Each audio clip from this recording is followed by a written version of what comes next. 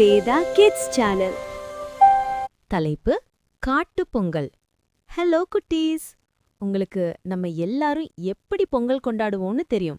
ஆனா காட்டுல விலங்குகள் எப்படி பொங்கல் கொண்டாடுதுன்னு பார்க்கலாமா? வாங்க கதைக்குள்ள போலாம். மங்களமான தை மாதம் பிறக்கவிருந்தது.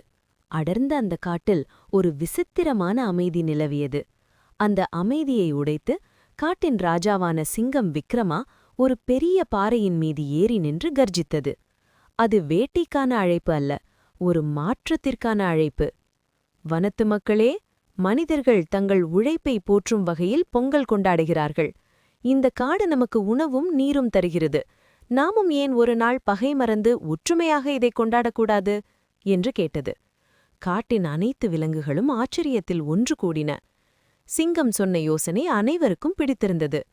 அடுத்த சில நாட்கள் காடே திருவிழா கோலம் பூண்டிருந்தது. ஒவ்வொரு விலங்குக்கும் ஒரு பொறுப்பு வழங்கப்பட்டது. யானைகள் படை.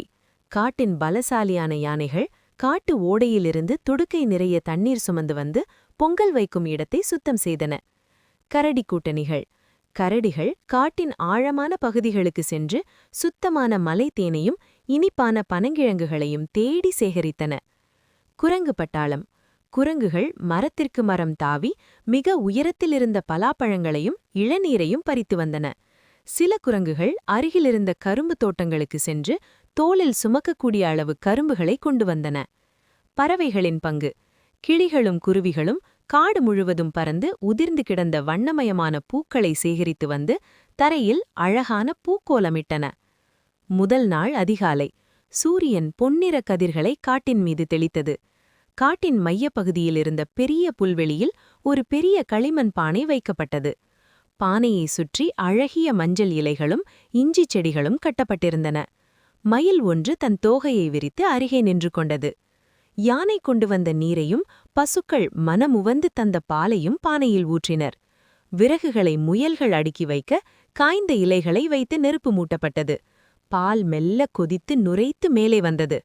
சரியான நேரத்தில் காடே அதிரும் வகையில் அனைத்து விலங்குகளும் குரல் எழுப்பின. பொங்கலோ பொங்கல், வாழ்க நம் காடு, வளர்க நம் ஒற்றுமை. பானையிலிருந்து பொங்கி வழிந்த திசையைக் கண்டு, இந்த வருடம் காடு செழிப்பாக இருக்கும் என்று வயதான ஆமை ஜோசியம் சொன்னது. பின்னர் சேகரித்த அரிசி, வெல்லம், தேன் மற்றும் நெய் சேர்த்து சுவையான சர்க்கரை பொங்கல் தயாரானது. பகை மறந்த விருந்து. அந்த நாள் ஒரு அதிசயமான நாள். ஏனெனில் மான்குட்டிகளும் புலிக்குட்டிகளும் அருகருகே அமர்ந்து பொங்கலை சுவைத்தன. பாம்புகள் கூட விஷத்தை கக்காமல் அமைதியாக ஒரு ஓரத்தில் பால் குடித்தன. நரிகளும் ஆடுகளும் ஒரே இலையில் வைக்கப்பட்ட பழங்களை பகிர்ந்து கொண்டன. வேட்டையாடுபவன் வேட்டையாடப்படுபவன் என்ற வித்தியாசம் அன்று மறைந்து போனது. வயிறு நிறைய பொங்கலை சாப்பிட்டுவிட்டு குரங்குகளின் மேளச்சத்தத்திற்கு ஏற்ப மயில்கள் நடனமாடின. குயில்கள் இன்னிசை பாடின. மாலை பொழுது சாய்ந்தது. சிங்கம் விக்ரமா மீண்டும் அனைவரையும் பார்த்து சொன்னது, இன்று நாம் உணர்ந்த இந்த மகிழ்ச்சிக்கு காரணம் நமது ஒற்றுமைதான். நாம் ஒருவருக்கொருவர் உதவி கொண்டால் இந்த காடு என்றும் ஸ்வர்க்கமாக இருக்கும். விலங்குகள் அனைத்தும் தங்கள் இருப்பிடத்திற்கு செல்லும்போது அவற்றுக்குள் ஒரு புதிய பிணைப்பு ஏற்பட்டிருந்தது. அன்று முதல் அந்த காட்டில் வேட்டை குறைந்திருந்தது, அன்பு அதிகரித்திருந்தது. இந்த கதை பிடித்தால் சப்ஸ்கிரைப் பண்ணிக்கோங்க. நன்றி. பாய் குட்டீஸ்.